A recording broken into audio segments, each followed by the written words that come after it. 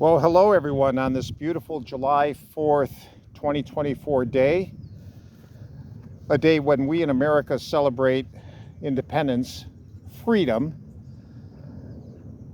We are going to be discussing, however, the hope of freedom among the beautiful people of Iran, and it's personified in this individual right here.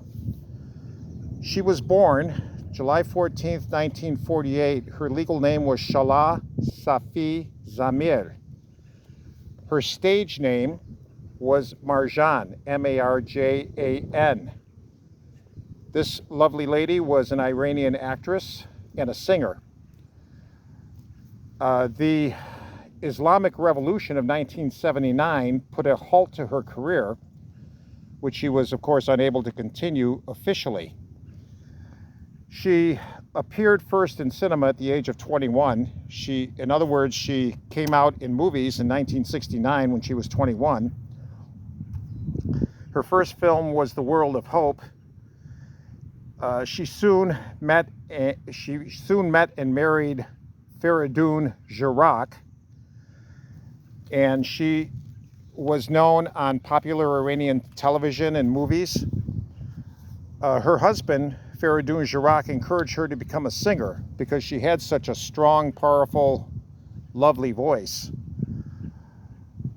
She performed many songs and participated in popular TV shows, but with the Islamic Revolution, for those of you who aren't aware of this piece of history, the Shah of Iran was overthrown by Ayatollah Khomeini in 1979, and they changed the country's constitution.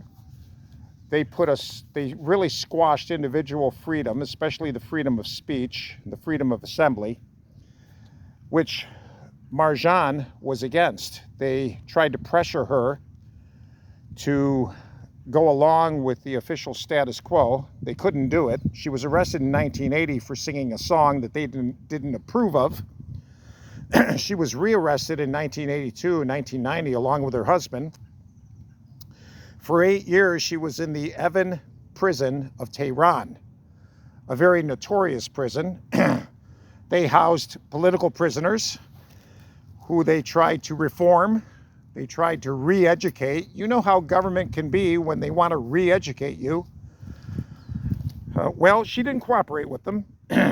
And she got out of prison in 1990 with the condition that she stay in the country for at least 17 years. Well, she didn't do that. She and her noble, lovely husband fled to Dubai in 2001. Eventually, they came here to the United States and wound up in Los Angeles, California, where she was able to serve as an inspiration and a voice for the oppressed people and the oppressed women and girls of Iran.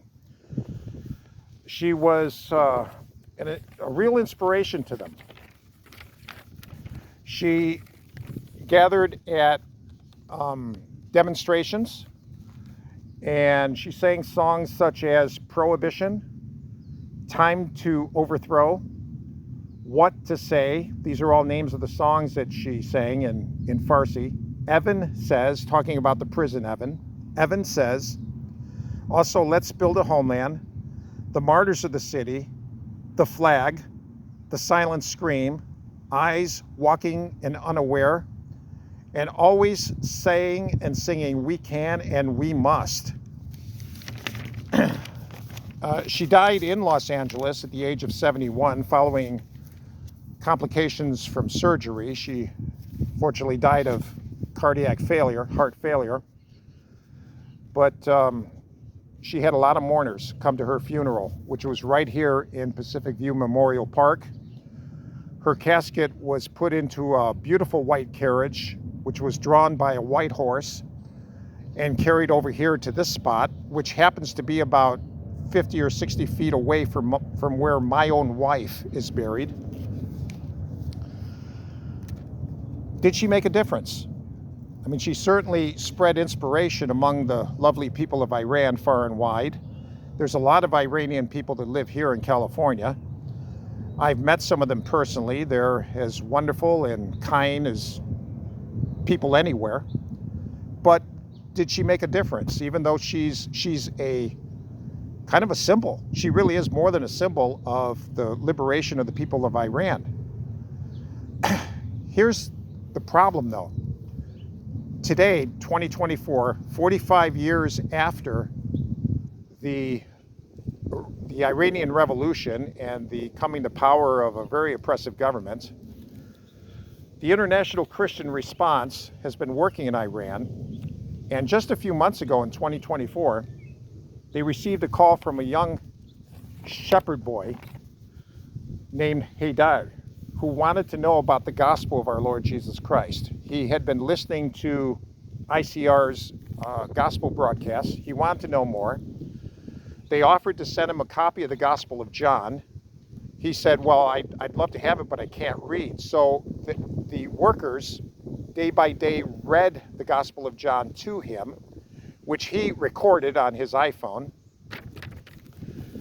He got really excited.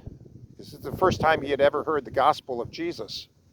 He said, you know what? Everyone in Iran should hear about this. I'm going to go spread the word.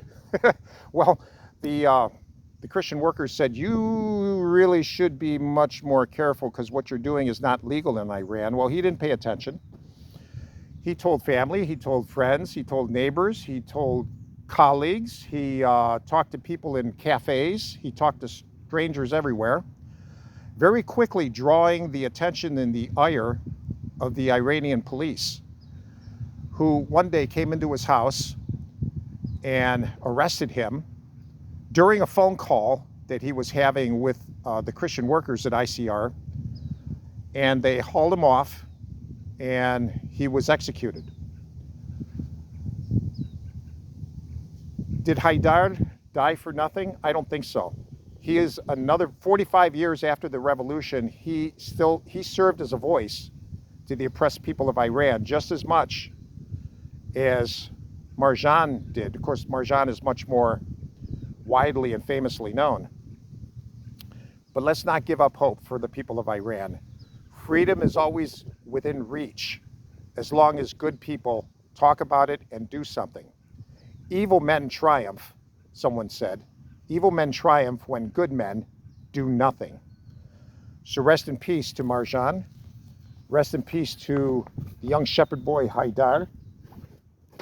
And I pray for Iran constantly, myself. As you can see here, this was dedicated by the National Council of Resistance of Iran. May freedom come to the people of Iran, the hope of which all Iranians share.